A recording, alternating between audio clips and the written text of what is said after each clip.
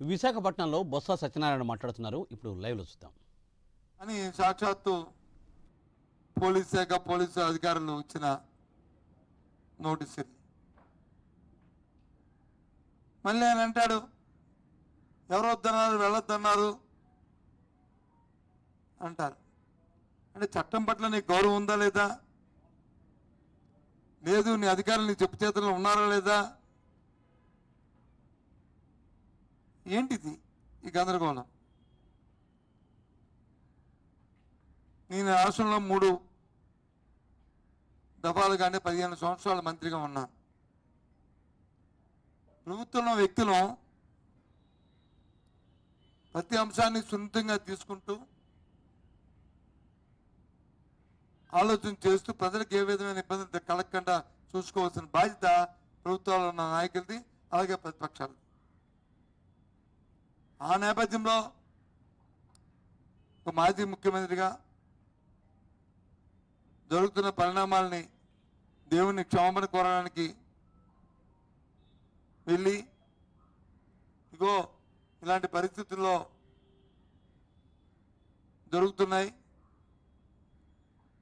కాబట్టి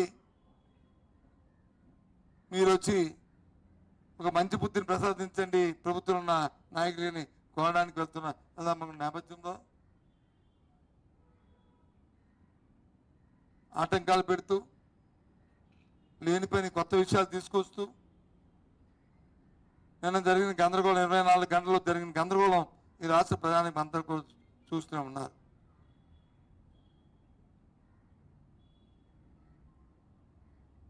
మేము చెప్పాం, చాలా సందర్భాలు చెప్పాం.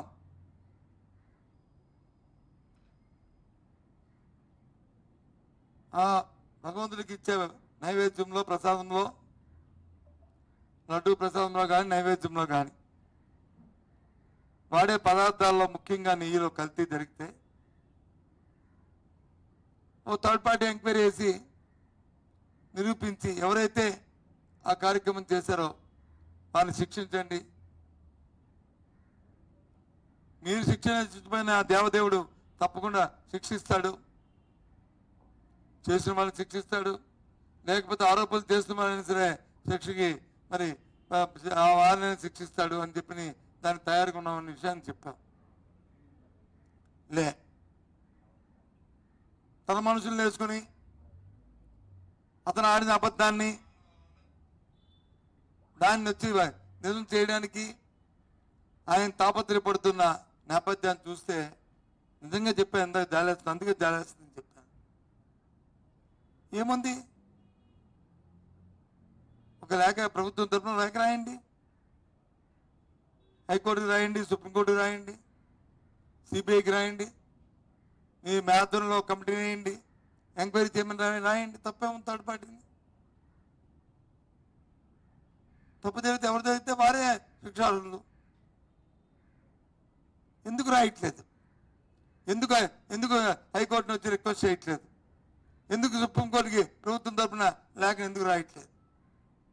చెప్పండి. మీలో బెరికి లేకపోతే మీరు చెప్పింది తప్పని